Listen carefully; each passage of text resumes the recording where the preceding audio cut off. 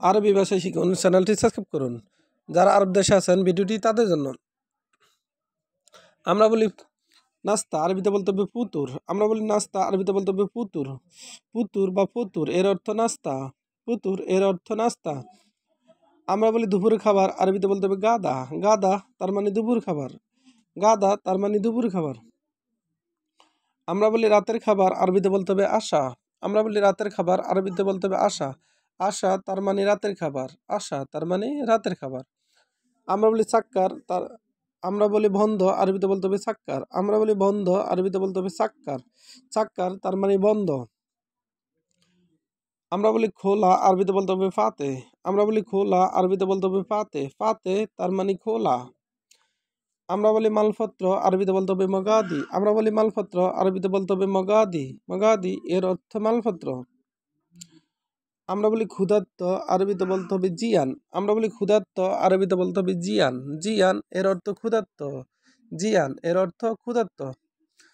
আমরা বলি পিপাসা, আরবিতে বলতে হবে আচ্ছান। আমরা বলি পিপাসা, আরবিতে বলতে হবে আচ্ছান।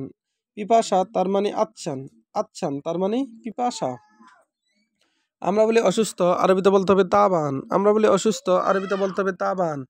তাবান তার মানে অসুস্থ। তাবান তার মানে দুর্বল বা অসুস্থ।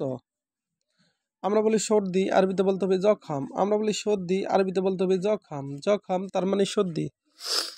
আমরা বলি জ্বর, আরবিতে বলতে হবে হারারা। আমরা বলি জ্বর, আরবিতে বলতে হবে হারারা। হারারা তার মানে জ্বর। হারারা তার মানে জ্বর।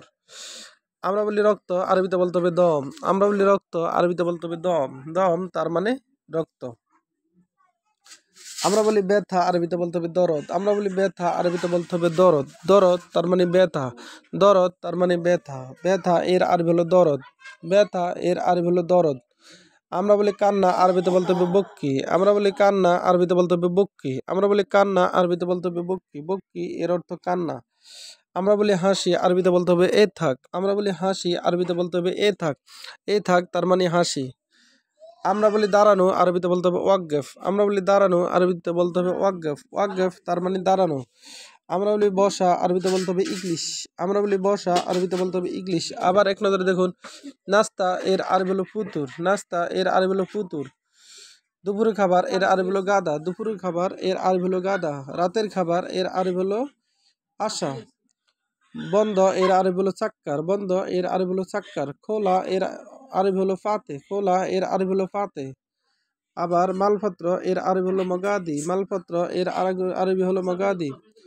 ক্ষুধার্ত এর আরবি হলো জিয়ান। ক্ষুধার্ত এর আরবি হলো জিয়ান।